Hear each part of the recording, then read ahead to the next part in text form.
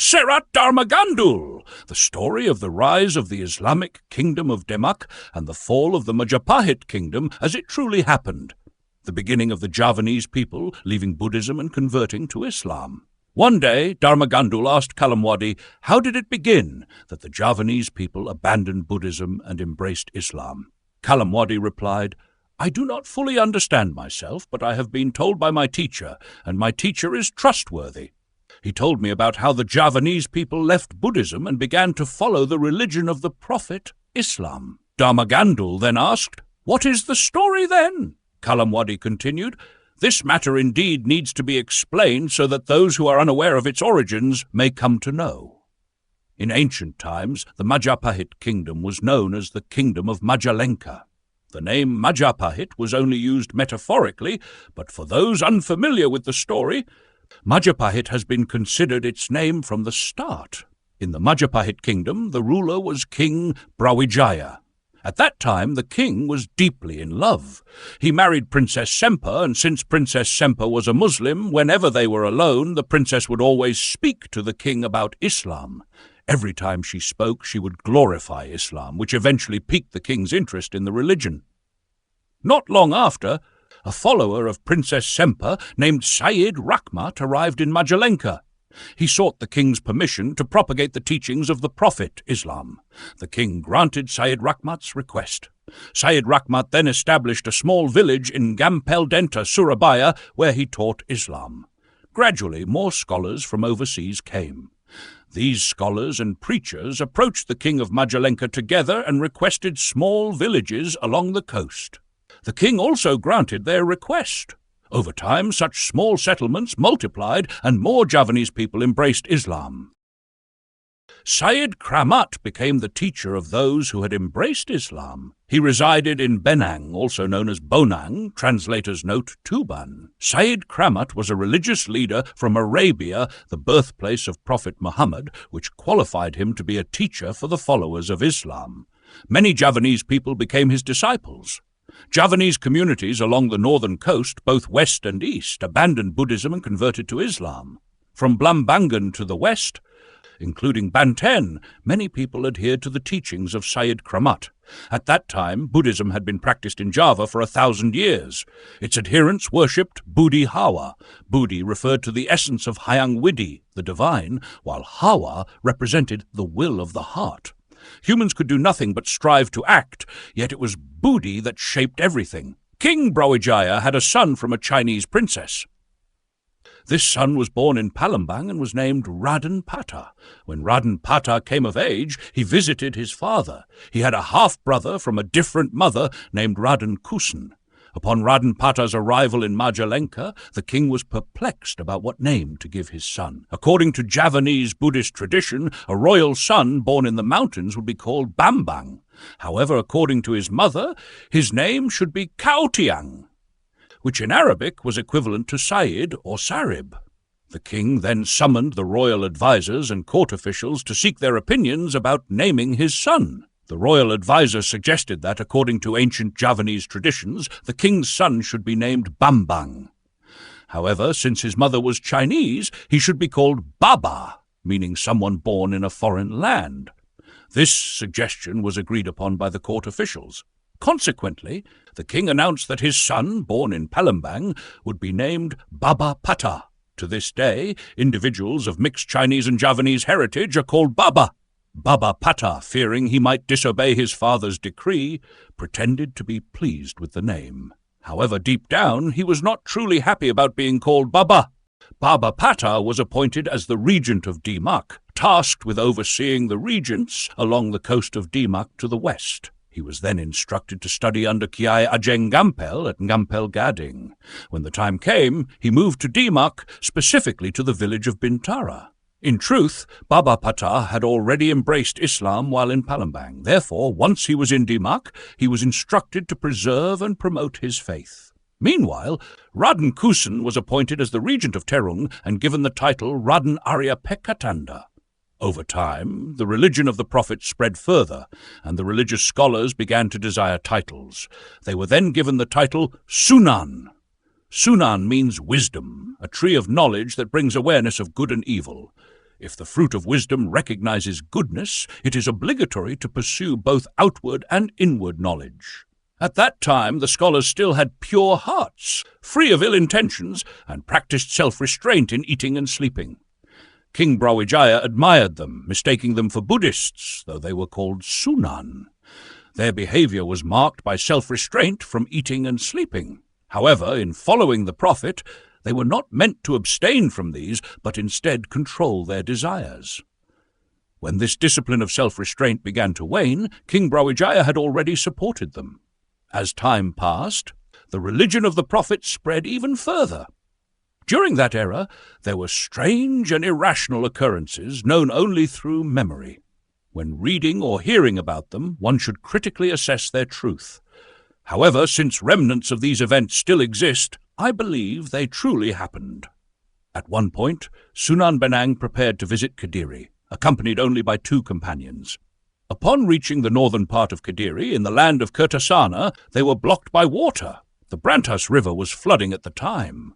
Sunan Benang and his 2 companions crossed the river, and upon reaching the other side, he sought to understand whether the locals had embraced Islam or still followed the religion of Budi. According to Ki Bandar, the people there followed the Kalang religion, not Buddhism, but something similar. The religion of the Prophet had only spread slightly there.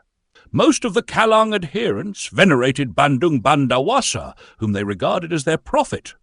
During their religious festivals, they would gather to feast and celebrate in their homes. Sunan Benang remarked, "If that is the case, then the people here follow the Gedha religion. Gedha is neither black nor white.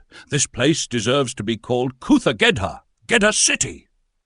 Ki Bandar responded, "Very well, Your Grace, I will bear witness." From that moment, the northern area of Kediri was named Kutha Gedha. To this day, it is still called Kutha Gedha, though few know the origin of the name. Sunan Benang then said to his companions, "Go and find drinking water in the village. The river is still flooding and the water is murky. Drinking it would cause stomach problems. Also, it is time for the Lohor prayer. I want to perform ablution for prayer." One of his companions went to the village to look for drinking water. He arrived at the village of Pathuk and came upon a house that seemed to have no men inside. There was only a young maiden, nearing adulthood, who was weaving at the time.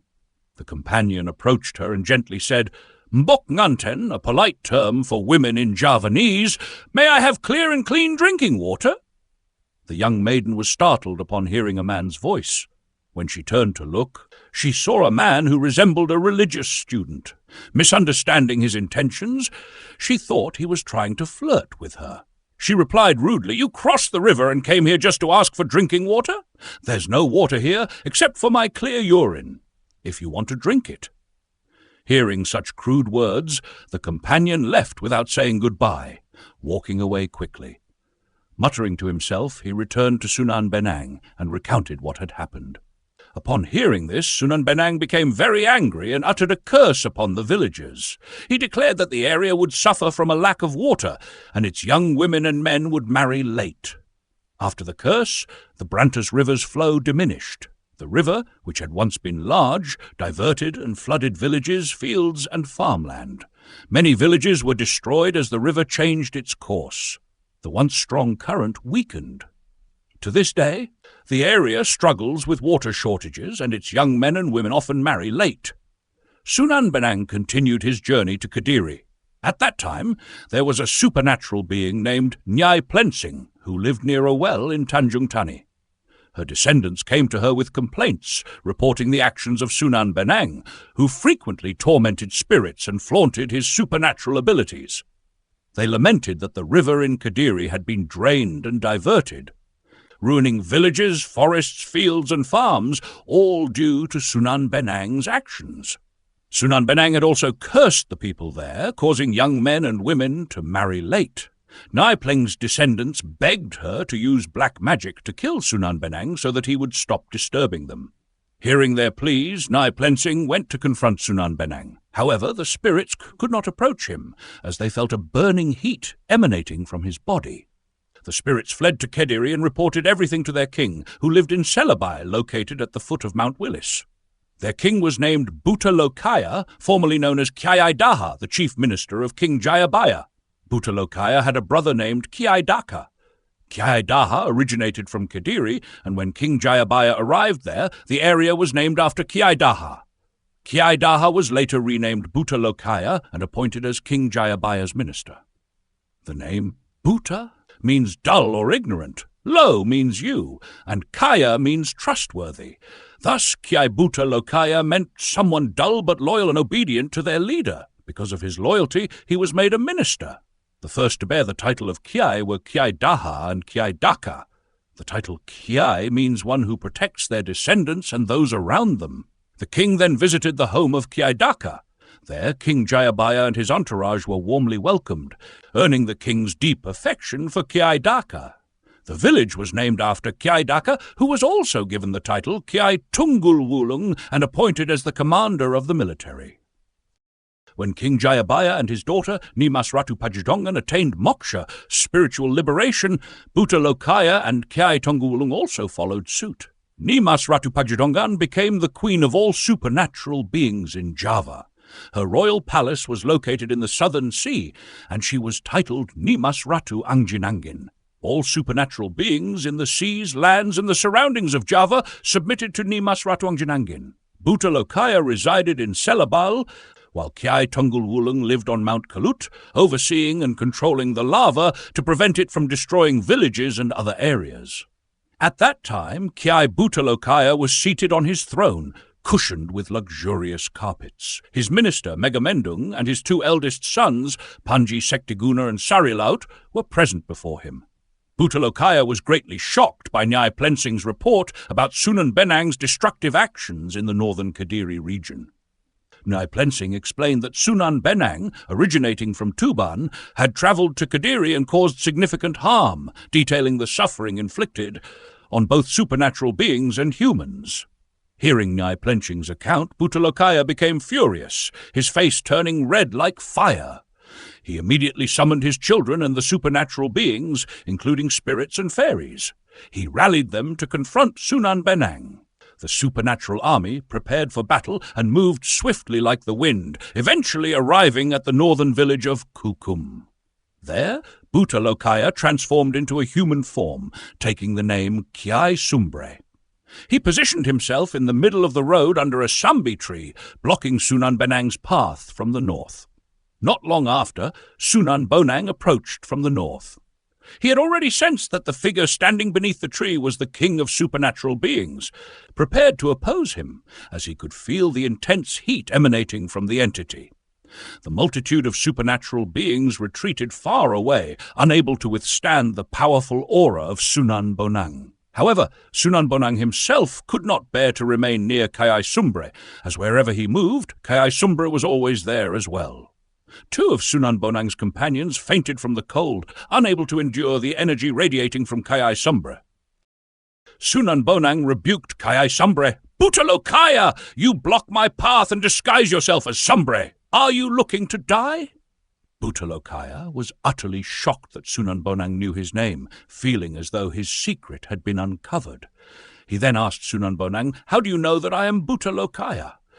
Sunan Bonang replied, "I am not deceived. I know that you are the king of the supernatural beings in Kadiri, and your name is Bhutalokaya." Kyai Sumbre responded to Sunan Bonang, "Where are you from? Acting so disrespectfully and unlike the customs of Java, you're like a grasshopper jumping here and there."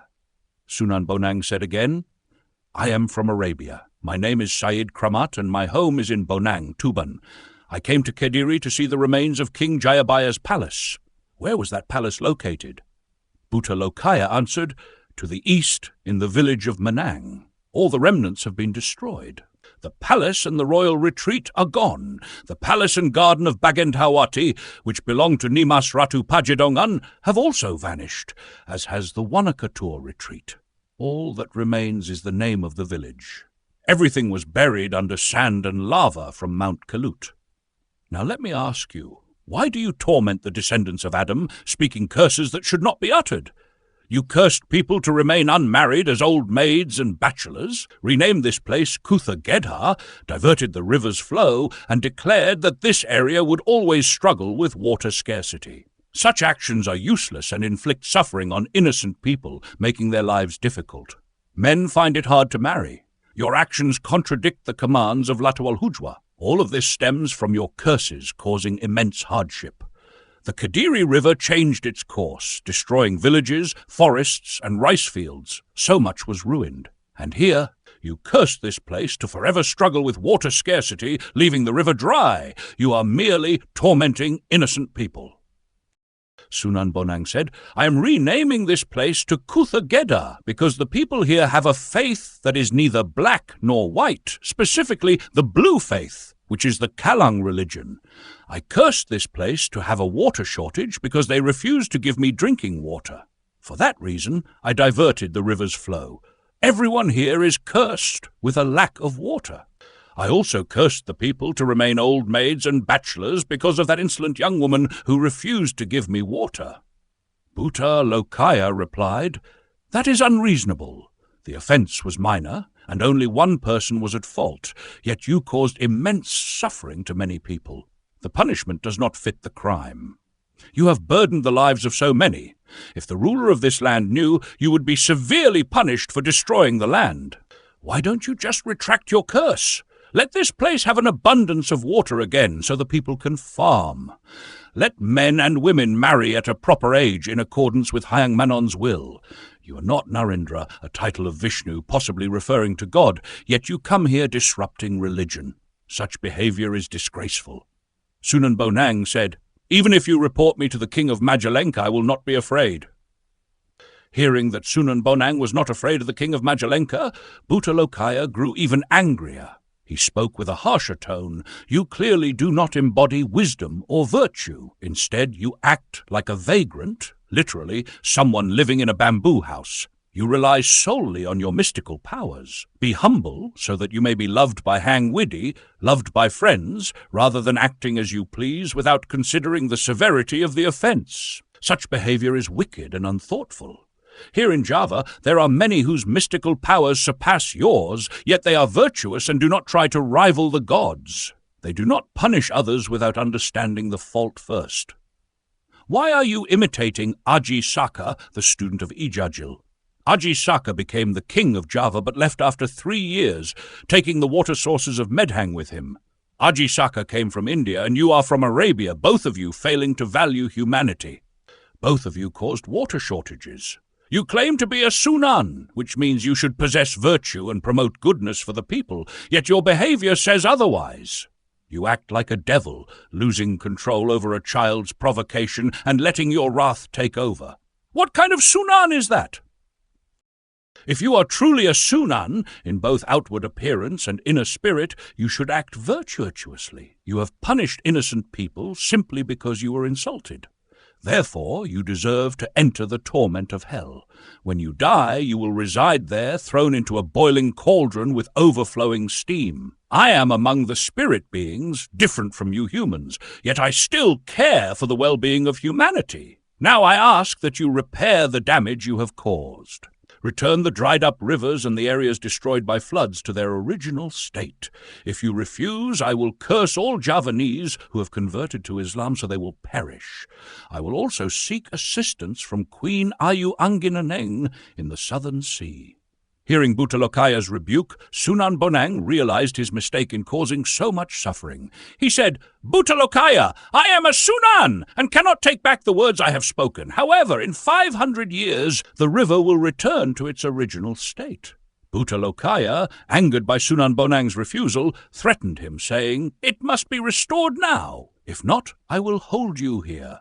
Sunan Bonang replied, Enough, you don't need to lecture me. I'm leaving for Magetan. This Sambi fruit, I will call it Katsil, because this is like children fighting. Spirits and humans arguing over the damage to the land and the suffering it causes. I will pray to God, so that this Sambi fruit becomes a witness. Its flesh will turn sour. Its seeds will yield oil. The sourness will symbolize the bitter struggle between spirits and humans. The oil will signify how spirits obstruct humans from moving forward. In the future, let this serve as proof of my dispute with you. From now on, this place to the north shall be called Sinka, this area here Sungbre, and where your troops gathered in the south shall be named Dewa Kawanguran. After saying this, Sunan Bonang leaped across the river to the east. To this day, in Kuthagedha, there are villages named Kawanguran, Sumbre, and Sinka. Kawanguran symbolizes knowledge, and Sinka represents the discovery of wisdom. Bhutalokaya followed Sunan Bonang's journey. Sunan Bonang arrived at the village of Bogam, where he saw a statue of a horse with one body but two heads, located under a trengulun tree. The tree bore an abundance of fruit that piled up like a mountain.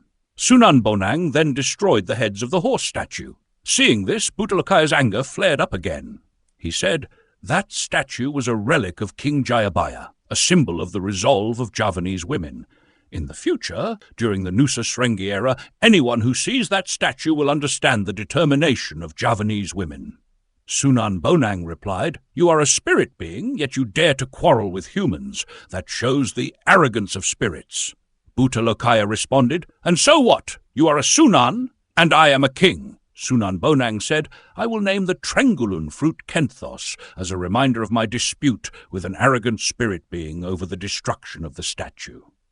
Ki Kalamwadi explained, "To this day, the Trengulun fruit is called Kenthos, based on Sunan Bonang's words. This is what my teacher, Raden Budi Sukadi, told me." Sunan Bonang then headed north. As the time for Asr prayer had arrived, he intended to perform the prayer.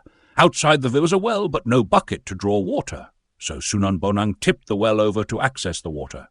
Ki Kalamwadi further explained, "To this day, that well is called Gumuling Well because Sunan Bonang tipped it over. That's what my teacher, Raden Budi, said. Whether it's true or not, I don't know." After performing his prayer, Sunan Bonang continued his journey and arrived at the village of Nyahen. There he saw a statue of a giant woman under a dadap tree. The tree was in bloom, with its red flowers scattered around the statue, creating a strikingly vibrant scene.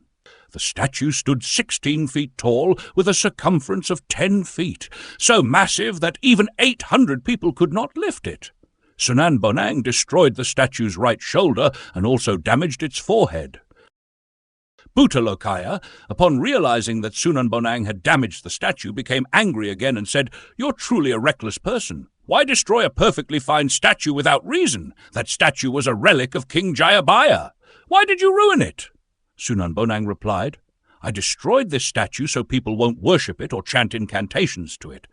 Those who worship statues are infidels, lost both outwardly and inwardly." Bhutalokaya retorted, "The Javanese already know that it's just a stone statue with no power or authority. It's not Hayang Laba Walhujwa. That's why they chant and offer sacrifices, not to the stone itself, but to provide a dwelling place for spirits. Spirits once lived in trees or the earth, but since humans have taken over the land and used the trees, the spirits were given homes in the statues. Don't you understand that? It's natural for spirits to live in caves or statues. They survive on fragrant smells. When they inhale fragrant scents, their bodies feel refreshed.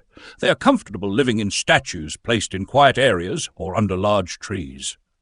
Have you ever experienced living in the realm of spirits, which is so different from the human world?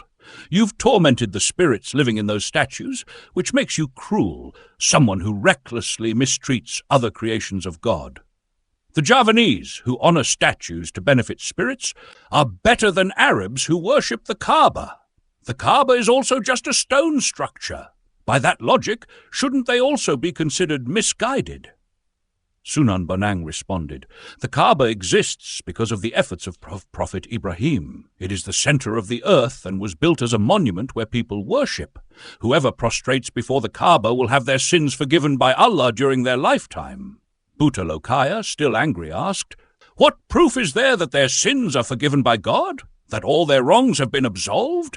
Do they have God's signature and seal as evidence?" Sunan Bonang replied, "This is all written in my scripture. When they die, they will attain glory." Bhutalokaya replied reluctantly, "Know this, the glory in this world has been tainted. People are misguided, worshipping stone monuments after they have committed evil deeds. In Mount Kilut, there are many large stones created by God, all of which exist according to the word of God, and that is what should truly be worshipped. By the will of the Almighty, all of humanity must understand that the true Kaaba is the human body itself. It is true because it was created by the Almighty. This is what should be considered. Those who are aware of their origins, who understand their intellect, are the ones who should be made examples. Even though one performs prayer day and night, if their mind is dark and their knowledge is disordered, worshipping a stone monument made by the prophet, that is misguided. The prophet, after all, was also a human beloved by Allah, granted revelation and became wise, able to know what would happen. Meanwhile, the one who built the stone statues was King Jayabaya, who was also a beloved of Allah. He too received a noble revelation, was knowledgeable, and could foresee what would happen. You follow the scriptures, while the Javanese follow ancient texts, the teachings of our ancestors. It is better to trust the ancient texts of our ancestors, whose legacies we can still witness today. People believe in the Arab scriptures, though they do not know the true state of the place, whether it is true or false, only trusting the words of deceivers. You sell the glory of the land of Mecca. But I know what Mecca is really like. The land is hot, there is little water, plants cannot grow, and it rarely rains. Those who can think rationally will call Mecca a cursed land. Many people are even sold as slaves there. You are an ungrateful person. I ask you to leave this place, this sacred and noble land of Java, where the rain is sufficient, water flows, crops grow, men are handsome, and women are beautiful. The people here speak with grace. If you speak of the center of the universe, then the place I am sitting in is the center of the universe. You may measure it, and if you're wrong, strike me. You are like someone who has lost their mind, showing a lack of reason, not consuming the knowledge of intellect, delighting in torturing others. The one who made the statue was the great King Jayabaya, whose powers surpass yours. Are you able to know what will happen? Enough. I ask you to leave here. If you don't want to leave, I will call my brother from Mount Kalut. Can you win if I attack you? Then I will take you into the crater of Mount Kalut. Will you not suffer? Do you want to live inside a stone like I do? If you do, come to Selabale and become my disciple. Sunan Bonang said, I do not want to follow your words, O devil. Bhutta Lokaya replied, even though I am a supernatural being, I am the king of supernatural beings, noble and eternally safe. You may not be as noble as I am. Your intentions are evil, delighting in torturing others. That is why you came to the land of Java. In Arabia, you are considered a lowly person. If you were noble, you would not have left Arabia. You fled because of your mistakes. The proof is here. Causing trouble, insulting the customs of others, mocking religion, destroying good things, and disturbing the ancient ancestral religion. The king must punish and banish you. Sunan Bonang said, I will name this dadap tree's flowers Selung, and its fruit Kledhung, because I have lost in reasoning and speech. Let it be a witness when I argue with the king of supernatural beings and lose in knowledge and reasoning. Therefore, even today, the dadap fruit is called Kledhung, and the flowers are named Selung. Sunan Bonang then bid farewell. I will return to Bonang.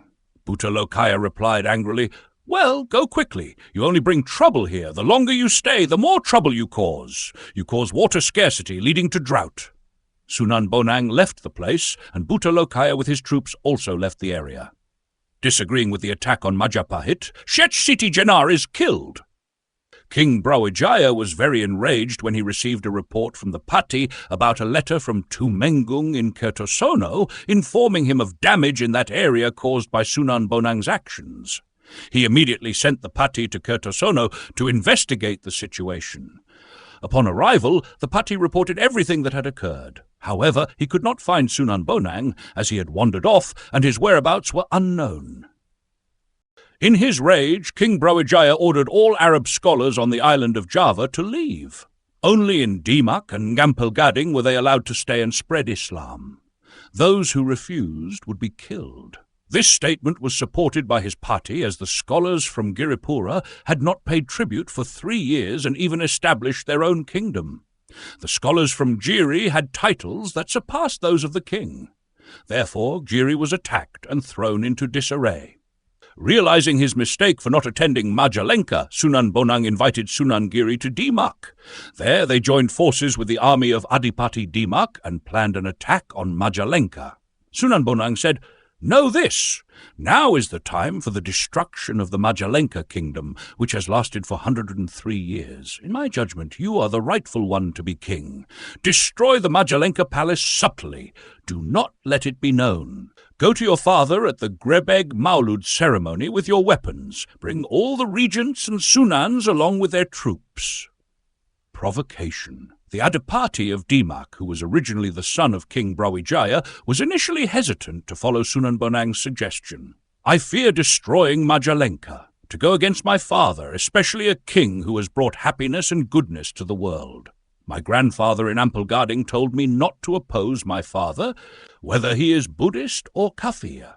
Upon hearing this response, Sunan Bonang said, "Even if you go against your father and the king, it will not be bad because he is a Kafir, destroying the old Kafir, and you will enter paradise." Your grandfather is a jealous, bald, and foolish scholar without reason. How much knowledge does the scholar of Ngampelgarding have? A child born in Champa could never compare to me, Said Kramat Sunan Bonang, who is praised by people worldwide, a descendant of the Prophet whom all Muslims follow. Even though you sin, it is only against one person, but all the people of Java are now Muslim. Think of how many rewards you will receive. God still loves you. Indeed, your parents have wasted your life. The proof is that they named you Baba. Baba means something not good. Life is only for death. The Javanese seed brought by the Chinese princess. Therefore, your mother was given to Arya Dama, the regent of Palembang, a descendant of giants. That severed the love connection. Your father remains of an ill heart. Therefore, return this with subtlety. Just make sure it's not visible. In your heart, suck his blood, chew his bones. Then, Sunan Giri continued, I am not guilty. Your father sought me out and accused me of establishing a kingdom because I did not appear in Majalenka. They said if I am caught, my hair will be tied and I will be forced to bathe dogs. Many Chinese people have come to Java. In Giri, many I have converted to Islam, because according to the Quran, converting a kafir will lead to paradise. My coming here is to ask for your protection. I fear your party and your father, who hate scholars who love to remember God. They say I suffer from epilepsy, morning and evening. If you do not defend me, this religion of Islam will be destroyed. The regent of Demak replied, Father is indeed pursuing you, because you, Sunan, have established a palace. You did not realize that such an act must submit to the command of the king who has greater power. Therefore, it is only right for you to be hunted and sentenced to death, because you did not realize that your sustenance comes from Java. However, Sunan Bonang replied, If you do not seize it now, you will lose. Once your father steps down, the throne will certainly not be yours, but will be handed over to Adipti Pranaraga, for he is the eldest son, or to his son-in-law, Ki Andayanigrat in Penging. You are a young man and do not have the right to be king. Dying in the battle against Kafir is martyrdom, and death leads to paradise. It is common for Muslims to fight against the Kafir. I am old now, and I want to witness you becoming a king, blessing your position as the ruler of Java, leading the people of Java, starting the holy religion, and eliminating Buddhism. Sunan Bonang's lengthy advice stirred the anger of Adipati Demak, pushing him to destroy Majalenka. He even recounted stories of the prophets who fought against their own parents because they were Kafir. Sheikh Siti Jenar was killed. In short, not long after, the Sunan and regents from the northern coast all gathered in Demak. They came together to build a mosque. After praying together in the newly built mosque, the doors were closed. Sunan Bonang said to all those present that the regent of Demak would be crowned as king and would attack Majapahit. If everyone agreed, it would begin immediately. All the Sunan and regents agreed. Only Sheikh Siti Jenar disagreed. So Sunan Bonang became angry and ordered the execution of Sheikh Siti Jenar. The one assigned to carry out the execution was Sunan Giri. After reaching an agreement, the regent of Demak was crowned as king, ruling over Java, and was given the title Senapati Jimbuningrat, with Pati Mangkurat from the higher ranks serving as his prime minister. The next day, Senapati Jimbuningrat hurriedly set out with his military equipment towards Majapahit, accompanied by the Sunan and the regents. They marched in procession like the Grebeg Maulud. None of the troops knew the objective except the Tumeng, the Sunan, and the Ulama. Sunan Bonang and Sunan Giri did not participate, citing their old age. Both of them would only pray inside the mosque and bless the journey. The details of what happened during the journey were not elaborated on. The battle occurred. It is said that, after returning from Giri, the party reported the conquest of Giri, which was led by a Muslim Chinese man named Setyasena. He wielded a long-handled sword. His troops numbered 300, skilled in silat, with long mustaches and bald heads, dressed in a manner similar to Hajis. In battle, they moved as swiftly as grasshoppers. Meanwhile, the Majapahit forces fired upon them. As a result, Setyasena's forces appeared to fall, tumbling and unable to withstand the bullets. Senapati Setyasena met his demise. The Giri forces fled to the forests and mountains. Some also sailed and ran to Bonang, continuing to be pursued by the Majapahit forces. Sunan Giri and Sunan Bonang, who were on the boat, were believed to have fled to Arabia and not returned to Majapahit. Thus, the king ordered the Pati to send another envoy to Demak to pursue Sunan Giri and Sunan Bonang because Sunan Bonang had caused destruction in Kertosono. Meanwhile, Sunan Giri had rebelled, refusing to meet the king, and had declared his intention to fight with war. The Pati left the presence of the king and summoned the envoy to be sent to Demak.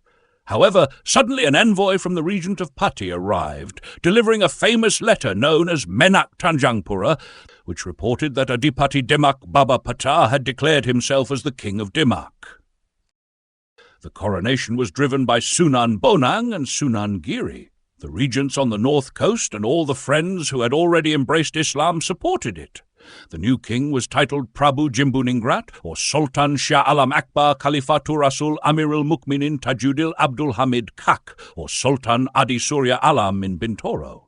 His army numbered 30,000, complete with military weapons, and it was up to the Pati how to approach the king. The letter from Pati was dated 3 Maulud in the year Jimakir 1303, in the 9th Wuku of Prabangkat.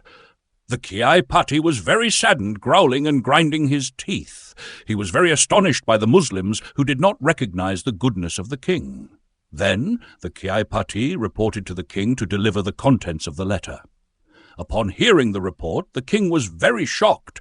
He remained silent for a long time without speaking. In his heart, he was very puzzled by his son and the Sunans who had such intentions. They were given positions, but in the end they rebelled and damaged Majapahit. The king couldn't understand what could have driven their actions. He searched for reasons but could not find any, either logically or emotionally. Their bad actions made no sense.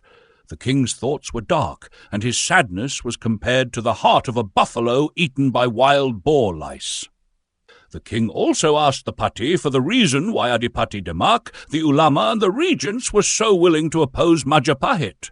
The Pati answered that he didn't understand. Kipati was also baffled. The thinking of the Muslims seemed to be wrong. They were repaying kindness with evil. Then the king said that this event was due to his own mistake. He had underestimated the religion that had been practiced for generations and was easily swayed by the words of Princess Kampa, allowing the ulama to spread Islam. From his confusion he cursed the Muslims. "I pray to the great God, repay my sorrow."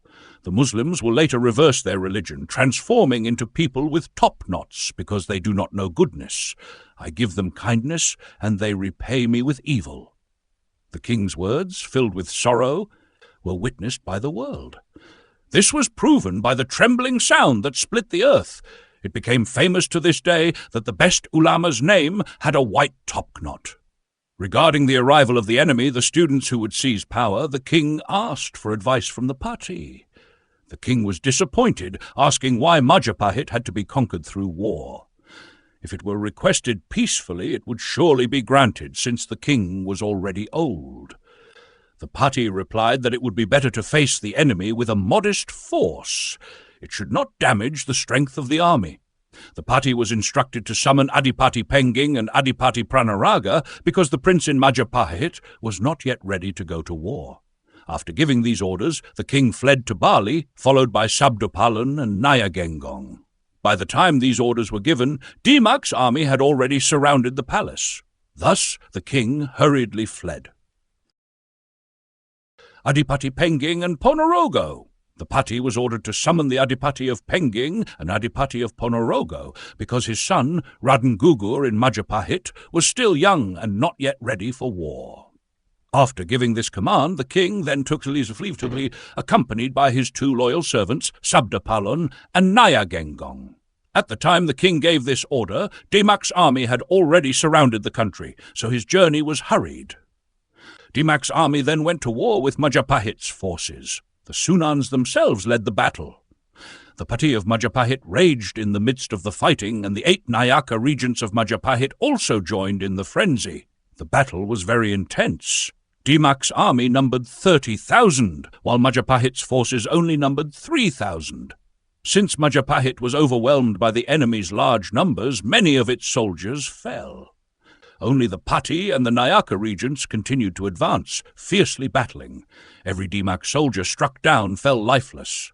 The king's son, Raden Lembu Pangasa, fought fiercely in the middle of the battle, engaging in single combat with Sunan Kudus. During this fierce battle, Pati Mangkurat from Demak launched his spear. The king's son was wounded, but only fought more fiercely, charging like a wounded bull, unafraid of anything. The Pati of Majapahit was impervious to any weapon, like an iron pillar. No weapon could scratch his body. Anyone who confronted him was knocked down and killed. The corpses of men piled up. The Pati was bombarded with bullets from a distance, like rain hitting stones. Sunan Gundung attempted to block and strike him, but his blows had no effect. Sunan Gundung was then pierced by a spear and died. The Pati was soon surrounded by Demak's soldiers. Majapahit's forces were slowly wiped out. However strong a single person was, the Pati of Majapahit eventually perished. But his last words echoed, "Remember, Muslims, you were given kindness by my king, but you repaid with evil, destroying Majapahit, seizing the kingdom, and committing murder. One day I will repay you. I will teach you right from wrong. I will blow off your heads, and I will shave your hair clean." After the Pati of Majapahit died, the Sunans entered the palace. But the king was no longer there. Only Queen Mas, the princess of Kampa, remained. The princess was escorted to Bonang. Demak's soldiers then entered the palace and looted it clean. The villagers dared not resist. Raden Gugur, still a child, fled. Adipati Terung then entered the palace and burned all the Buddhist scriptures. People around the palace scattered, while the walls and halls were guarded by Adipati Terung's men. Majapahit residents who refused to surrender fled to the mountains and forests. Those who did surrender were gathered with the Muslims and made to profess the Shahada. The bodies of the royal family and the state officials were gathered and buried to the southeast of the palace. The burial site was named Bratalaya. According to some accounts, it was also the burial site of Raden Lembu Pangrasa. Ampelgading Boarding School, Terung District. After 3 days, Sultan Demak set out for Ampel. The ones assigned to stay behind in Majapahit were Pati Mangkurat and Adipati Terung. They were tasked with maintaining security and handling any possible developments. Sunan Kudus stayed in Demak as a representative of the king. In Terung district, 300 scholars were stationed, praying and reciting the Quran every night. Some soldiers and Sunans accompanied the king to Ampelgading. Sunan Ampel had passed away, leaving only his wife, who was originally from Tuban, the daughter of Arya Teja. After the passing of Sunan Ampel, Nyai Ageng became the elder of Ampel. When Prabhu Jimbuningrat arrived in Ampel, he paid respects to Nyai Ageng.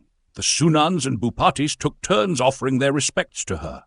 Prabhu Jimbuningrat had said that he had just attacked Majapahit and reported the disappearance of his father and Raden Gugur. He also informed her of the death of the Pati of Majapahit and declared that he had become the king of all Java, bearing the title Senapati Jimbun. He asked for her blessing to ensure his reign would be lasting and that none of his descendants would be cut off. Nyai Ageng Ampel, upon hearing Prabhu Jimbun's words, cried and embraced the king. Her heart was torn with grief. She then said, "Grandchild, you have 3 sins. You have rebelled against the king and your own father, as well as against those who appointed you as a regent. Why did you feel it was right to destroy without cause? Do you not remember the kindness of Uwa Prabhu Brawijaya? The scholars were given positions and provided sustenance through their positions, with freedom to spread the religion. You should have been very grateful, but instead you repaid with evil. Now we don't even know if he's alive or dead." Nyai Ajeng then asked the king, "Tell me, who is your real father? Who appointed you to be the king of Java, and who allowed it? Why do you torment the innocent?" Raden Pata then answered that Prabu Brawijaya was indeed his father, who had made him king to rule over Java and all the coastal regions with the consent of the Sunans. The reason Majapahit was destroyed was that Prabu Brawijaya refused to embrace Islam, still holding on to his pagan faith, a belief in a corrupt and false Buddhism. Nyai Ageng, hearing Prabu Jimbun's response, cried out and embraced him, saying, "Grandchild, know this. You have 3 sins, and you should be cursed by God. You dared to defy the king, your own father, and the one who granted you your position. You had the audacity to harm those who did no wrong. It is God alone who determines who is Muslim and who is Kafir. A person's faith should not be forced upon them. It must come from their own will. Those who hold firm to their faith until death are the ones who are truly faithful. When God permits, there is no need to ask. They will naturally embrace Islam. God is merciful and does not command or forbid people from following a faith. All of this is according to his will. God does not punish the innocent kafir, nor does he reward Muslims who act wrongly. Only truth and justice will prevail. Remember your origins. Your mother, the Princess of Kampa, worshipped Pikong in the form of paper or stone idols. You should not hate those who follow Buddhism. Your eyes should reflect so that your vision is not blurred, so you can discern between right and wrong. How could you, the son of the king, have the heart to betray your own father? How could you destroy the order of things? The way of seeing is different for Javanese people. A Javanese person has only one eye, which allows them to know right from wrong, to understand what is good and what is bad, and to always respect their father. And second, to respect the king who has given them grace. It is the duty of the heart to honor one's father, not to serve the infidels, because it is a human obligation to honor one's parents. Let me tell you a story. Wong Agung Kuparman, who is Muslim, had pagan in-laws. His in-laws hated him for his religion and always sought ways to harm him. However, Wong Agung always respected and highly regarded his parents-in-law. He did not see them through their paganism, but as his parents-in-law. This is what is called having good character. Unlike your resolve, you have neglected your father, thinking because he is a Buddhist infidel and refuses to change religions, you should disrespect him. That is not your place. Let me ask you now, have you ever asked your parents to convert? Why did you destroy the country like this? Prabu Jimbun admitted that he had not asked his father to change religions, but instead immediately besieged Majapahit upon arriving. Nyai Ajeng Ampel smiled cynically and said, "Your actions are increasingly wrong. In ancient times, the prophets dared to approach their parents because they had tried every day to invite them to embrace a new religion, even showing them miracles, but they were not willing. They were asked daily to embrace Islam, yet they continued to hold on to their old beliefs, so they became enemies. If it were done this way, even if it meant opposing your parents, it would not be wrong in body and soul. But you, what is your miracle? If you are truly the Khalifatullah with the power to change religions, show me your miracle. Let me see." Prabu Jimbun admitted that he had no miracles, only following the words of a book which promised that those who convert infidels to Islam would be rewarded with heaven. Nyai Ajeng Ampel smiled but grew angrier. "You believe in mere words, and not even the words of our ancestors. You follow the words of someone who wanders, and now you are the one who suffers. This shows that your knowledge is still immature. You dare to defy your parents because you wish to become king, but you don't consider the consequences. You are not a scholar who knows manners, only relying on a white turban, but the turban is white on the outside and black inside. When your grandfather was alive, you said you would destroy Majapahit, and your grandfather forbade it. He even earnestly advised you never to oppose your parents. Now that he is gone, you have broken his will. Aren't you afraid of the consequences? Now you ask my permission to become king of Java, but I have no authority to grant it. I am just a common woman. The kingdom will turn its name around.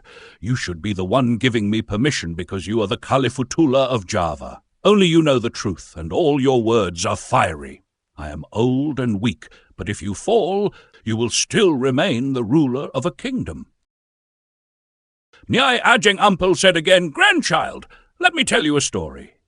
In the book of Hikayat, it is told that in the land of Egypt, Prophet Dawood's son desired the throne of his father. Prophet Dawood had to flee the country, and his son replaced him as king. Soon after, Prophet Dawood was able to reclaim his kingdom. His son fled on horseback into the forest, but his horse got stuck in the trees, and he ended up hanging from a tree. That is the law of Allah.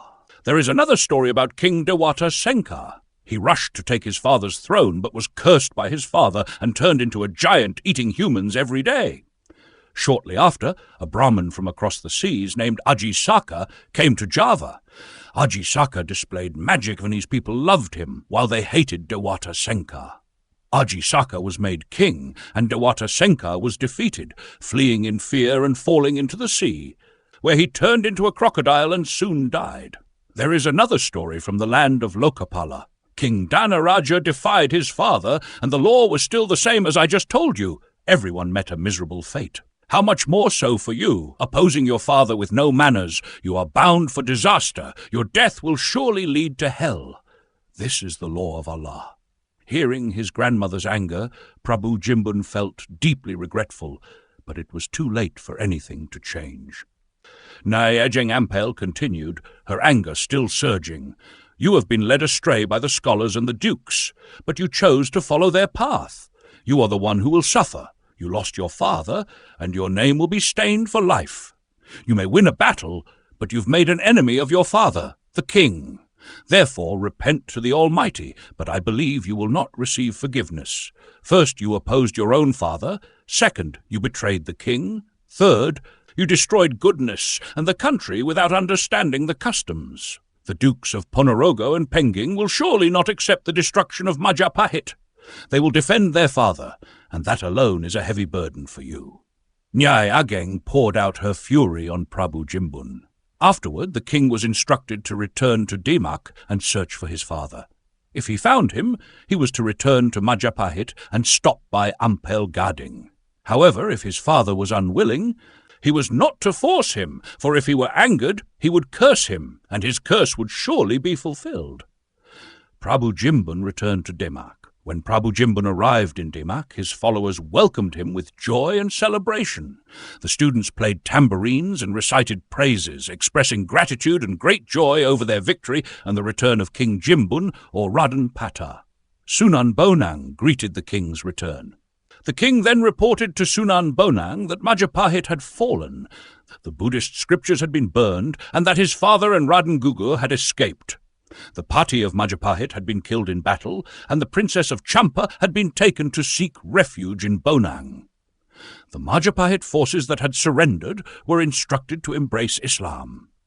Upon hearing the king's report, Sunan Bonang smiled and nodded, saying that the events had unfolded exactly as he had expected. The king reported that he had stopped by Ampel Denta, the Ampel Gading Pesantren, to meet with grandmother Nyai Ajeng Ampel. To her, he mentioned that he had just come from Majapahit and sought permission to rule as the king of Java. However, in Ampel he was scolded and cursed. He was told that he didn't know how to repay the kindness of King Brawijaya. Eventually, he was instructed to search for and ask for forgiveness from his father. All of Nyai Ajeng Ampel's anger was reported to Sunan Bonang. Hearing this, Sunan Bonang felt a slight regret and guilt in his heart for the wrong done to King Brawijaya. But because of pride and the situation being beyond redemption, he covered those feelings by pretending blame King Brawijaya and the Pati for not converting to Islam. Sunan Bonang said that Nyai Ajeng Ampel's orders should not be taken too seriously, because her judgment was likely incomplete, and it would be better for the destruction of Majapahit to continue. If King Jimbun followed Nyai Ampel's instructions, Sunan Bonang said he would rather return to Arabia. Eventually, King Jimbun promised Sunan Bonang that he would not carry out Nyai Ampel's orders. Sunan Bonang instructed the king that if his father insisted on returning to Majapahit, the king should approach him and ask for forgiveness for all his mistakes. However, if he wanted to reign again, he should not do so in Java, as it would disturb those who had converted to Islam. He was told to rule in another land outside of Java. Sunan Giri then added that in order to avoid disturbing the spread of Islam in Java, it would be better for King Brawijaya and his son to be left in peace. Killing a non-Muslim, he said, was not a sin. Sunan Bonang and King Jimbun both agreed with Sunan Giri's opinion. Now, to continue the story, Sunan Kalijaga, in search of King Brawijaya, was only accompanied by 2 friends. His journey was long and uncertain. He visited each village in search of information. Sunan Kalijaga travelled along the eastern coast of Java, following the paths previously taken by King Brawijaya. Sunan Kalijaga was a master negotiator. King Brawijaya's journey brought him to Blambangan, where, feeling exhausted, he stopped by a spring. At that moment, the king's thoughts were completely clouded. In front of him stood only his 2 servants, Nayagengong and Sabdapalon. The 2 servants never joked and were deeply thinking about the recent events. Not long after, Sunan Kalijaga managed to find him. Sunan Kalijaga bowed down at the king's feet. The king then asked Sunan Kalijaga, "Sahid, why have you come? What is the purpose of following me?" Sunan Kalijaga replied, "I have been sent by your son to search for you and offer my deepest respects wherever I find you. He asks for forgiveness for his mistake, for daring to seize your throne, swayed by his youthful blood and ignorance of manners, wanting to rule the kingdom and be worshipped by the dukes. Now your son feels deeply guilty. Your father, the great king who raised and gave him the title of Duke in Demak, cannot repay your kindness. Now your son remembers that you escaped the palace and don't know where you are staying. He fears he will receive God's curse. That is why I, this humble servant, have been sent to find you. If I find you, please return to Majapahit, continue to reign as you did before, sit on the throne and be honored by the officials, a treasure and guide honored by your descendants and all your relatives, respected and blessed by all on earth. If you are willing to return, your son will surrender your throne back to you. He offers his life and death. However, if you do not wish to hold the throne again, please rest wherever you please, in whichever mountain you choose to stay. Your son will provide clothing and food for you, but he asks for the royal relics of Majapahit in Java with all sincerity." King Brawijaya replied, "I have heard your words, Sahid, but I do not agree. I am tired of talking to the students. They speak with 7 eyes, all deceitful, and they look blind. They bow in front but strike behind.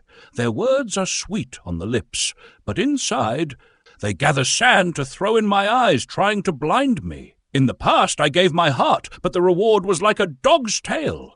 What have I done wrong? Why is my kingdom being destroyed without reason? Without human customs, they wage war without challenge. Do they follow the ways of pigs, forgetting the basic rules of mankind?" After hearing the king's words, Sunan Kalijaga felt deeply guilty for having been involved in the attack on Majapahit. He took a deep breath and regretted his actions. However, everything had already happened. He then spoke gently. "Hopefully, your Majesty's anger toward your son will serve as an amulet, tightly held and tied to the crown of your head, adding to the bright light of prophecy for the safety of your descendants. Since everything has happened, what more can be asked but your Majesty's forgiveness? Now, where will you go?"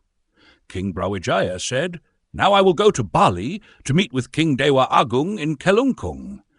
I will inform him of the behavior of Ptah, who has wronged his parents without cause, and I will ask him to rally the kings around Java to reclaim the Majapahit throne.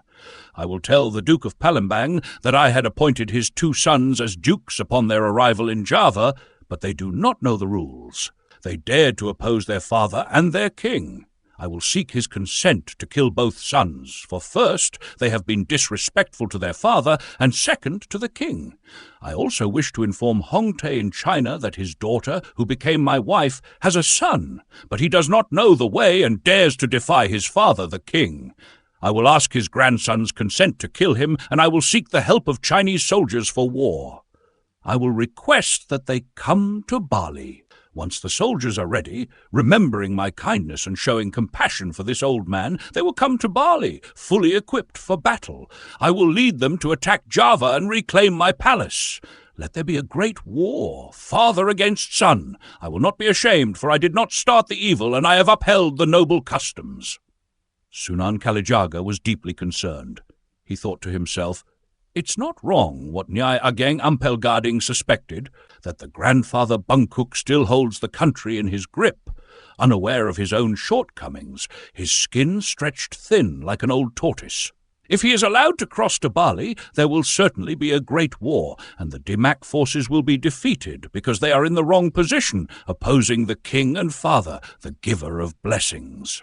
Surely the Javanese, who are not yet Muslim, will defend the old king, ready to take up arms. The Muslims will inevitably be defeated in the battle."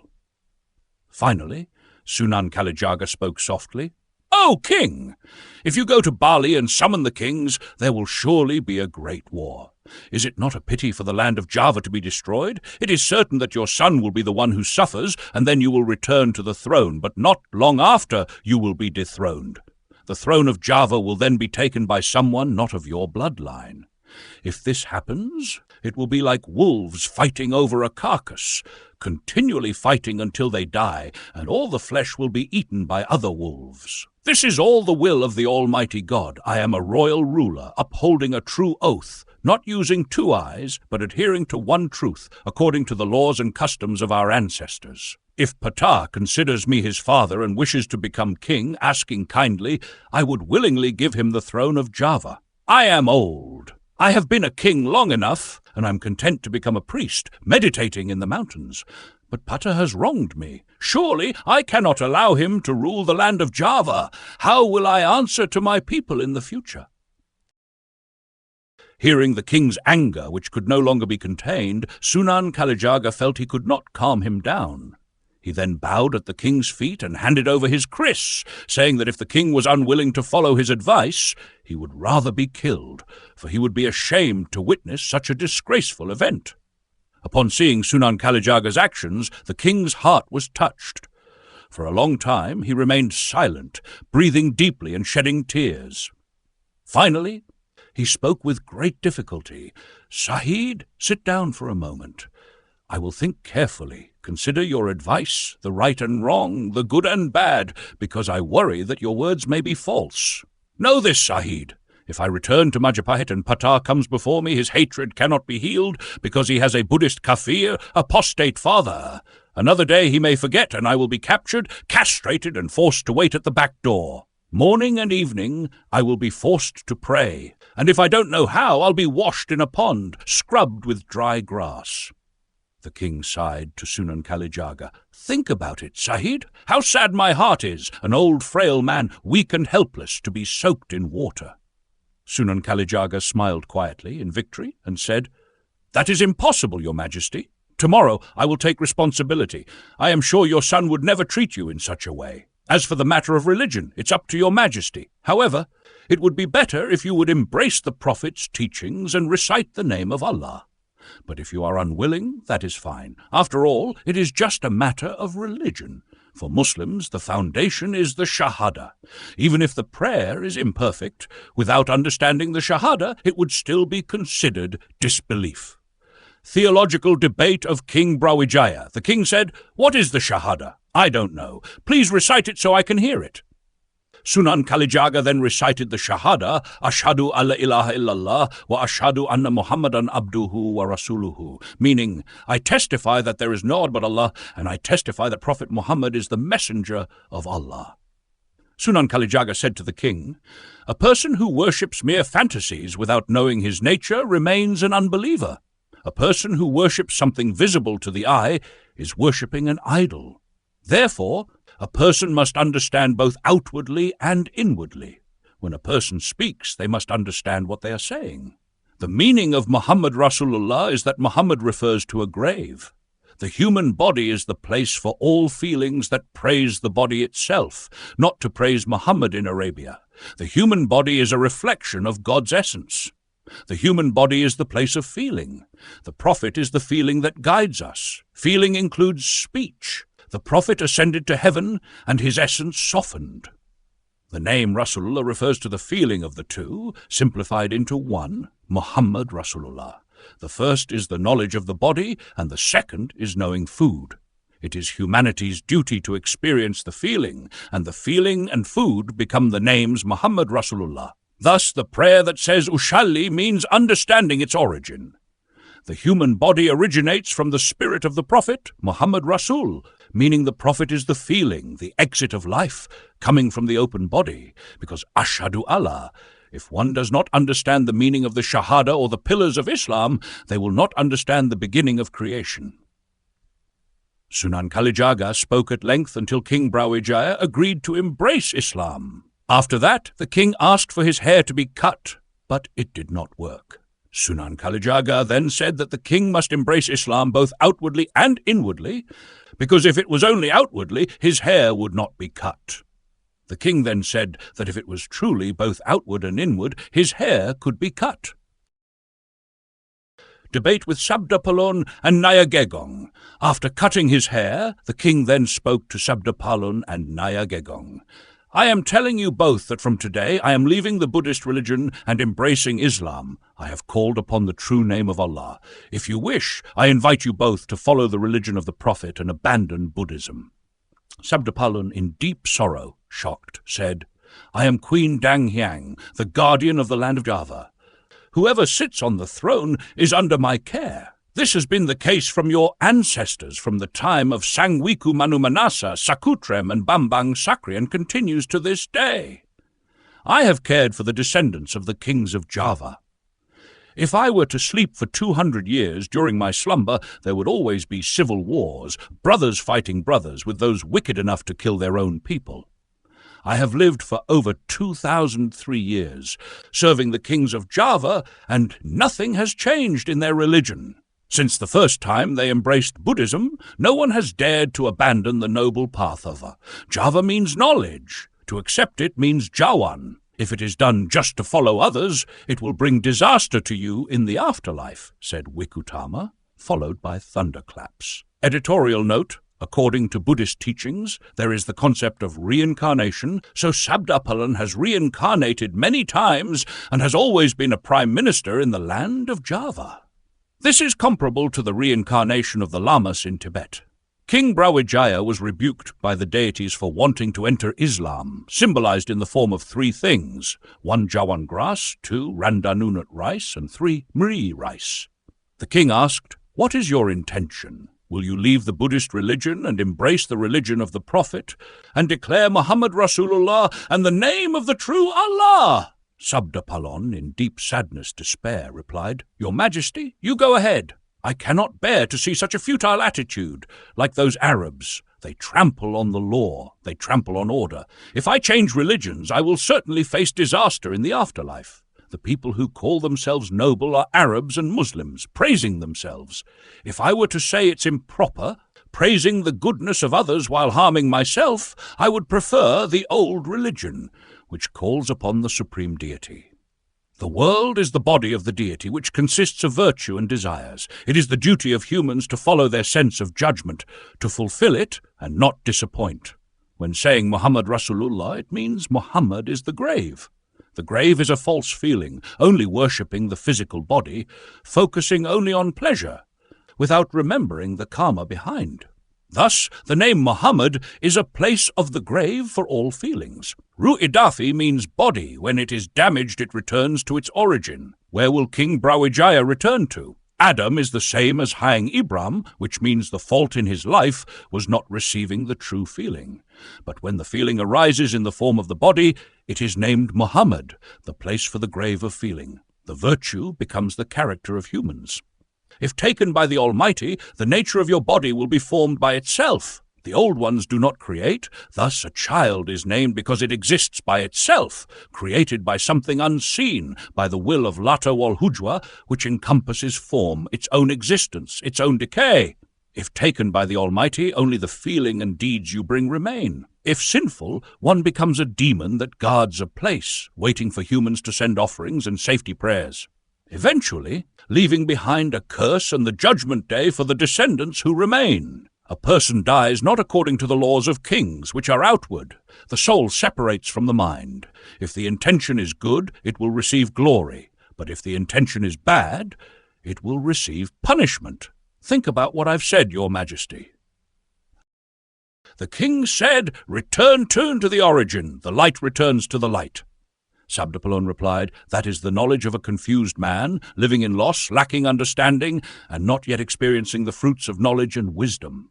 Originating from one, gaining one, that is not the ultimate death. The ultimate death is Sewu Satus Telung Pulu. Sewu means 1,000, Satus means complete, Telu means trace, Pulu means return. Existence returns. What decays is only the form born of Ru Idhafi.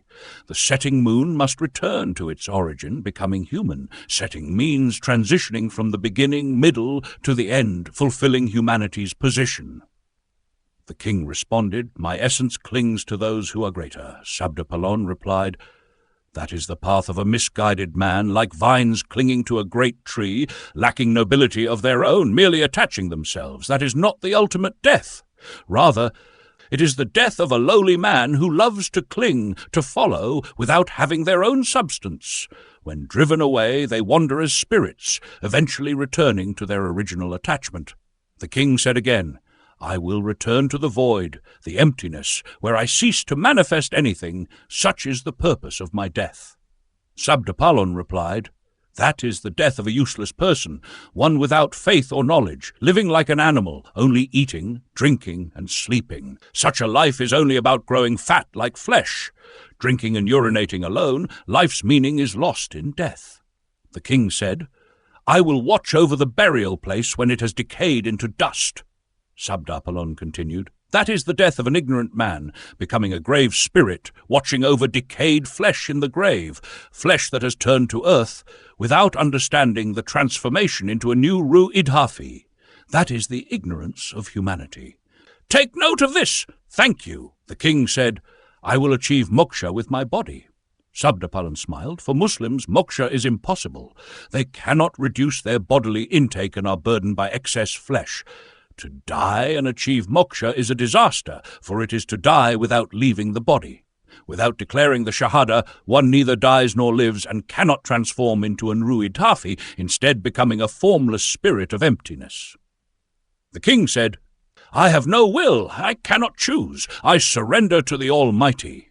"Your Majesty, Ajiti, abandons the quality of being a praiseworthy creation and forsakes the duties of humanity. Humans are granted the ability to reject or choose. Once one accepts death, there is no need to seek the knowledge of a noble death." The king said, "My desire is to return to the afterlife, to enter heaven and face the Almighty." Sabdapalon replied, "The afterlife? Heaven! You have been everywhere. The human world already encompasses the small realm within the greater one. To which afterlife will you go? Will you not be lost? The afterlife means hardship, and hardship exists everywhere. If your Majesty wishes, let me remind you not to fall into hardship like in the judgment of the state. If you answer wrongly, you will be punished, arrested, and forced to work hard without pay. The afterlife is like Nusa Shrengi.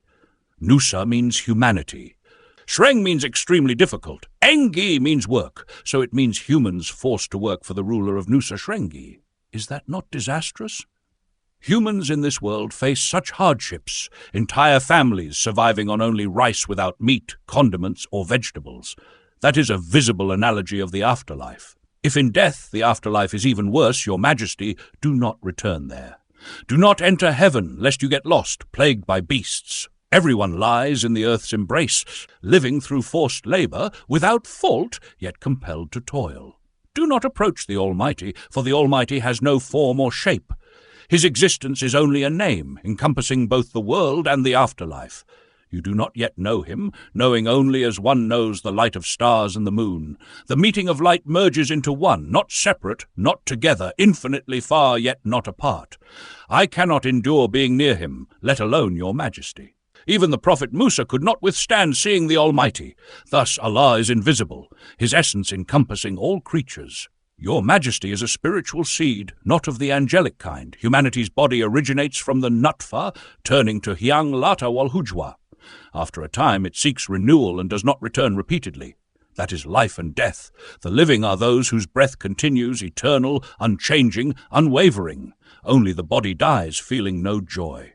For Buddhists, when the body ages, the soul departs, seeking something better than what has aged. The Nutfa must not stray from its world. The human realm is eternal, unchanging. What changes are the sensations and bodies originating from the Ru Idhafi? Prabhu Brawijaya is neither young nor old, but remains eternal within his world, unmoving from his place in the cave of tranquil desire. Bring provisions, food for the body. Whatever we own will disappear, gathering and parting. The heartbeat on the left is sensation. Creation resides in the roof of the mouth. This is the culmination of knowledge. It is the knowledge of Buddhists. The soul departs through the roof of the mouth, stops at the throat, exits through the genitals, and flows into the ocean of mercy before entering the womb's cave. That is where delight falls upon the earth of mercy. There, wisdom builds the noble sanctuary of Baitullah, formed through the command Kun Fayakun. In the mother's womb, a human's destiny is determined, provision outlined, lifespan assured, unchangeable. As written in the Law Mahfuz, fortune and death depend on reason and knowledge. Those who lack effort will also lack fortune. The origin of the four directions. The origin of the four directions, east Wetan, west Kulan, south and north Law, is as follows. Wetan symbolizes the beginning of human existence. Kulan signifies the father's embrace. Kudul represents the wife being nudged in her womb. Law refers to the birth of a child. The first full moon, the weaving completed in one pull, means pur, complete harmonious, na, existence, ma, facing existence. Harmony signifies completeness, mastery over the great and small realms. Humans are born from their mothers with their mystical siblings. Kakang Barep, eldest sibling, refers to the amniotic fluid. Adi, younger sibling, refers to the placenta. These unseen companions accompany life as long as the sun rises, manifesting as light and carrying memories. Day and night hold no worries, for everything is remembered, its rise and fall, past, present, or future, according to the knowledge of Javanese Buddhists. The body is likened to a boat, and the soul is its passenger, guiding its direction. If the boat strays off course, it will break and the person will fall. Thus, life must have a purpose. As long as the boat moves, it must aim for a destination. Without a goal, life and death cannot fulfill humanity's essence. If the boat is damaged, it separates from its passenger, symbolizing the soul parting from wisdom. This separation is called shahadat, the servant separating from the Lord. Sa means separation from God's essence. When body and soul part, wisdom transforms into Baitullah, and breath praises the Lord. If the soul separates from wisdom, one must remain vigilant, remember humanity's origin, and request a new Baitullah from God, one better than the old. The human body, referred to as Baitullah, is a vessel created by Allah's command, Kun Fayakun. If the Javanese human vessel can change into a better Baitullah, the Islamic vessel relies on the essence of life even after its boat is destroyed. When the soul dies in the void, humanity ceases to exist. Humans live from youth to old age. Though human souls may stray and lose focus, leading to misguided deaths, even animal souls may transform into humans. When Lord Vishnu ruled in Madangkasapta, forest animals and spirits were transformed into humans, becoming subjects of the king. Similarly, during the reign of Prabhu Palasara in Gajahoya, animals and spirits were turned into humans. Thus, human scents differ, reflecting their former existence as animals. The Serat Tapakhang mentions Sastrajendra Hayuningrat, arising from the command Kun, and describes Jituok as mere praise. The gods created light to envelop the body. Kahya means vision in your focus. Jiling signifies praise and remembrance of the Lord. Punuk means perseverance. Timbangan symbolizes balance. Pundak refers to bearing burdens. Living in the world involves seeking knowledge and reaping the fruits of kuldi, the tree of knowledge. If one gathers much kuldi, they gain material prosperity. If one gathers much wisdom, it becomes a provision for eternal life, a life that cannot end. Tepak represents meditation and reversing life's essence. Sangsum signifies core wisdom. Labung refers to extending life. The human realm connects life and death.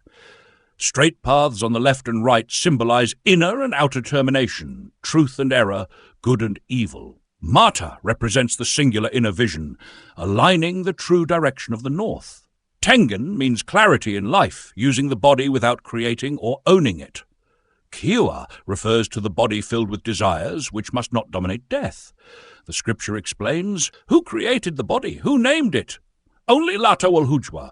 To deny this is to remain in disbelief, to mock death, reject God's decree, and betray Javanese ancestors. Such people cling to iron, wood, and stone, becoming devils bound to the earth. If one cannot read the signs within the human body, they will die lost like a stray cat. However, if one understands these signs, they transition from humanity to higher humanity. As mentioned in the Serat Anbiya, when Prophet Musa raised the dead from the grave, they rose again with new spirits and new places to dwell. The true God. If your Majesty has embraced Islam, then surely all Javanese will eventually become Muslims. My subtle body has already united and become one, both outwardly and inwardly. It is now subject to my will alone.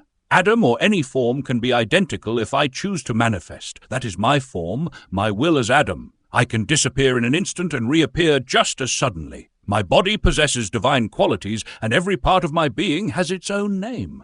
Try, your Majesty, to point out my form, Sabdapalon. Everything is clear, so clear that Sabdapalon himself becomes invisible, leaving only his essence permeating the body, not young, not old, neither dead nor alive. Life permeates death, and death permeates life, eternally.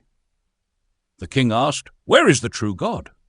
Sabdapalon replied, "Not far, not near. He is your Majesty's reflection. Your Majesty is the essence of the soul's nature. True is the unity of mind, breath, and body. These three are one, inseparable, yet not merged. Your Majesty, being a noble king, will surely not err in understanding my words." "Do you not wish to embrace Islam?" asked the king. Sabdapalon answered sorrowfully, "I adhere to the old religion and will not follow the new." "Why did your Majesty change faith without consulting me?" "Have you forgotten my name, Sabdapalon? Sabda means words, and Palon is the latch of the enclosure. Naya means vision, and Gengong means eternal and unchanging.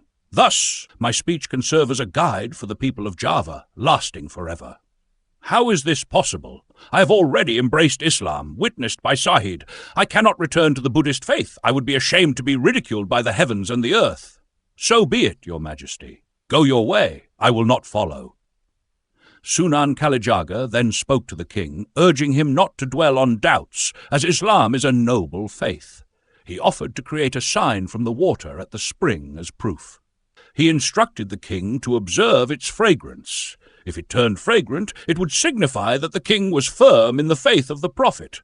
If it remained without fragrance, it would indicate that the king still thought of Buddhism. Sunan Kalijaga meditated, and suddenly the water of the spring became fragrant. He then declared to the king that this was proof of his firm commitment to the prophet's faith, as the water had turned fragrant. Sabdapalon responded, "What sort of power is that?" "The power of empty urine, displayed to me yesterday evening. It is childish. If I were to oppose it with my own urine, your Majesty would see. You have been misled, becoming Javanese in name only, blindly following without purpose. I regret raising you. I am ashamed before heaven and earth to have guided a foolish human. I will now seek guidance from those with a singular vision. I regret having nurtured your Majesty. If I wished to demonstrate my power, even my urine or a single fart would turn fragrant. If you do not believe me, know that I am the one referred to as the Guide of Java, known as Manik Maya. It was I the boiling springs atop Mount Mahamru. My younger brother, Batara Guru, merely gave permission. Long ago, when Java trembled with upheaval, its underground fires raged. I released the pressure by venting the mountains, creating peaks with craters that spewed fire, and eventually filled with hot and fresh water. All of this was by the will of Latawal Hujwa, who created heaven and earth. What flaw does the Buddhist faith have? Humans can pray directly to the Almighty. Truly, if you have abandoned Buddhism for Islam, your Majesty's descendants will face calamity. Java will become Jawan, meaning lost and prone to following foreign nations. In the future, it will surely be ruled by Javanese who understand this truth. Try to witness. Your Majesty, just watch. Next month the moon will not appear. Seeds will die and not grow, rejected by the gods. Even if they sprout, they will be small, merely food for birds. Rice will be like gravel, all because of your mistake, worshipping stones. Observe, your Majesty, the air in Java will change. It will become hotter with less rain. Crop yields will decline, and many people will resort to deceit. They will act disgracefully and love to swear false oaths. Rains will come at the wrong season. confusing the farmers. Starting today, rainfall will decrease as punishment for many people abandoning their faith. In the future, if they repent, return to the Buddhist faith, and begin seeking the fruit of knowledge again, the gods will forgive, and the rains will return, as in the Buddhist era. The king, hearing Sabdapalon's words, felt deep regret in his heart for converting to Islam and abandoning Buddhism. He remained silent for a long time. Then he explained that his conversion to Islam was influenced by Princess Semper's words, who claimed that Muslims, upon death, would enter a paradise greater than the paradise of non-believers. Sabdapalon spat and said, "Since ancient times, men who follow women always end up in misery because women are primarily vessels and have no authority to initiate will." Sabdapalon cursed the king extensively. "It's useless for you to scorn me now, as it's too late. Now, I only ask you, is your resolve firm? I have embraced Islam witnessed by Sahid, and I cannot return to Buddhism any more." Sabdapalon replied that he would separate himself from the king. When asked where he would go, Sabdapalon answered that he would not leave, but would no longer be there, taking the form of Semar, which means encompassing all existence, hidden amidst the light. The king swore that in the future, if an elderly Javanese person full of knowledge appeared, it would be Sabdapalon's protégé. These Javanese would be taught to discern right from wrong. The king tried to embrace Sabdapalon and Nyagengong, but the two suddenly vanished. The king then regretted his actions, shedding tears, and said to Sunan Kalijaga, "Let the Blambangan kingdom be renamed Banyuwangi as a sign of Sabdapalon's eventual return to Java, bringing his protégés." For now, Sabdapalon remains in the unseen realm. Prabalinga and Bangawari. Sunan Kalijaga was instructed to mark the spring water. If its fragrance disappeared in the future, it would signify that the Javanese would abandon Islam and return to the Kauru faith. Sunan Kalijaga then prepared 2 bamboo containers, one filled with fresh water and the other with spring water. The spring water was meant as a sign. If its fragrance vanished, the Javanese people would return to Kauru. After filling the containers, they were sealed with pandan leaves and carried by 2 of his companions. Prabhu Brawijaya then departed, accompanied by Sunan Kalijaga and his 2 companions. That night they rested in Sambawaru. The next morning the containers were opened and the water's fragrance was still intact. They continued their journey, aiming to reach Panarukan by sunset. The king rested there, and the next morning the water's fragrance was still pleasant. They resumed their journey. By sunset, they arrived in Basuki, where they rested again. The next morning, the water's fragrance remained sweet. The king continued his journey until sunset. At Prabalinga, they rested for the night. The next morning, they checked the water again. The fresh water was still drinkable and slightly foamy with fragrance, though diminished because it had been consumed during the journey. However, the spring water now smelled foul and was discarded. The king then said to Sunan Kalijaga, "Prabalinga will have 2 names in the future, Prabalinga and Bangawari. This place will become a gathering spot for those seeking knowledge and spiritual wisdom. Prabalinga means the influence of the Javanese is overshadowed by the influence of their neighbours." The king continued his journey, aiming to reach Ampel Guiding within 7 days. Upon arrival, Nyai Ageng Ampel welcomed him, crying and bowing in reverence. The king comforted her, saying, "Do not cry. All of this is by the will of the Almighty. You and I are merely fulfilling what has been decreed. These events were written in the Lau Mahfuds. Accept both good and bad without resistance. It is the duty of the living to endure patiently and submit." Nyai Ageng Ampel then reported the behaviour of her grandson, Prabhu Jimbun, as previously mentioned. The king ordered that Prabhu Jimbun be summoned. Nyai Ageng sent a messenger to Demak with a letter. Upon receiving the letter, Prabhu Jimbun soon set out for Ampel. Meanwhile, Raden Bondan Kajawan, the son of the Majapahit king, residing in Tarub, heard that Majapahit had been overtaken by the Duke of Demak and that the king had fled the palace with no known destination. Troubled by this news, Raden Bondan Kajawan went to Majapahit, disguised to gather information about his father's whereabouts. Upon reaching Surabaya, he learned that the king was in Ampel, but had fallen ill. Raden Bondan Kajawan paid his respects. The king asked, "Who is bowing before me?" Raden Bondan Kejawan replied, "I am your son, Bondan Kejawan." The king embraced his son, but his illness worsened. He felt that his time was near and told Sunan Kalijaga, "Sahid, come closer. I will soon return to the Eternal Realm. Write letters to Penging and Ponorogo, and I will sign them. I have accepted the fall of Majalenka. Let there be no wars over my throne." All of this is the will of the Almighty. Do not start wars that would bring chaos to the world. Care for the people and the land of Java. Face Demak with peace. If war begins after me, I pray to the Almighty that it will end in defeat. Return to the Eternal Realm. Sunan Kalijaga wrote letters as instructed, and Prabhu Brawijaya signed them. These letters were sent to the regents of Penging and Ponorogo. Prabhu Brawijaya then said, "Sahid, after I am gone, be wise in caring for my descendants. I entrust this child to you. Guide him and his lineage. If fortune favors him, this child will ensure the continuity of Java's legacy. Another of my requests is that when I return to the Eternal Realm, bury me in Majapahit, north of the man-made sea. Name my grave Sastrawulan. Announce that the one buried there is Princess Sempa. Another thing, ensure that my descendants do not marry foreigners and do not appoint military commanders from other nations." Sunan Kalijaga then asked, "Does your majesty not grant permission for your son Prabhu Jimbun to rule over Java?" The king replied, "Yes, I permit it, but only for 3 generations." Sunan Kalijaga sought clarification about the meaning of the name Sastrawulan. The king explained, "Sastra means writing, and Wulan means the light of the world. It symbolizes that my grave will shine like the moonlight, reminding the Javanese that I embraced Islam before my death. I elevate Princess Chempa because my dignity as a man was diminished by Pata's actions. I was treated poorly, leading to this outcome. Thus, I only allow him to rule for 3 generations because Pata is of 3 bloodlines, Javanese, Chinese, and Giant.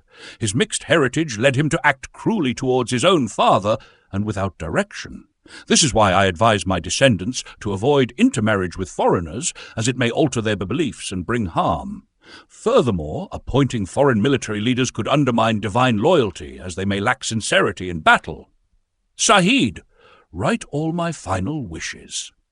After speaking, the king folded his hands in prayer and passed away. His body was buried at Astana Sastrawulan in Majapahit. It became widely known that the grave belonged to Princess Sempa, although she had actually passed away in Tuban and was buried at Karangkamuning.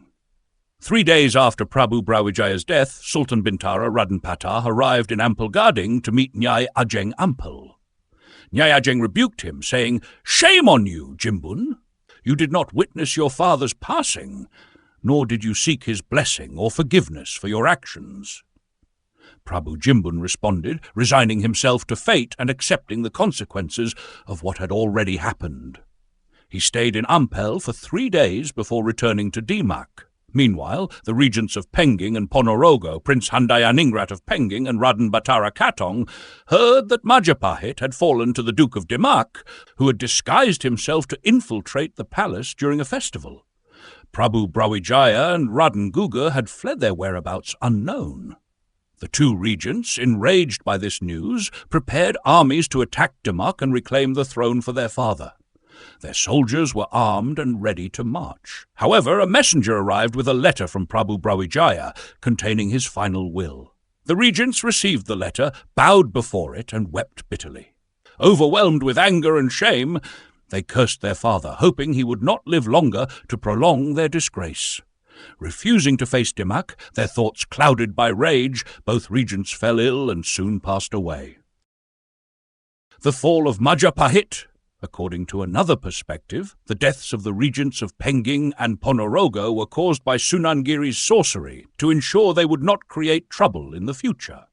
The collapse of Majapahit was deliberately obscured, as its downfall was deeply shameful, given its grandeur and vast influence. It was concealed to protect the secret of a son rebelling against his father, a deeply disgraceful act upon reflection. Wise poets crafted a metaphorical narrative about Majapahit's downfall, stating, "Through the miraculous powers, Karoma, of the saints, Sunangiri's Kris unleashed thousands of bees that stung Majapahit soldiers. From the crown of Sunan Gunung Jati of Cirebon came thousands of mice that devoured provisions and the saddles of Majapahit's cavalry, causing their forces to scatter. A chest from Palembang was opened in the middle of battle, releasing spirits that caused chaos among the Majapahit forces. Prabu Brawijaya passed away in ascension.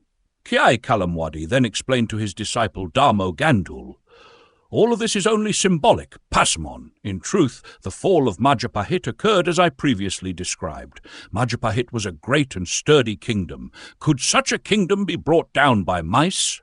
Bees disperse when disturbed, and forests filled with spirits are cleared when men turn them into farmland.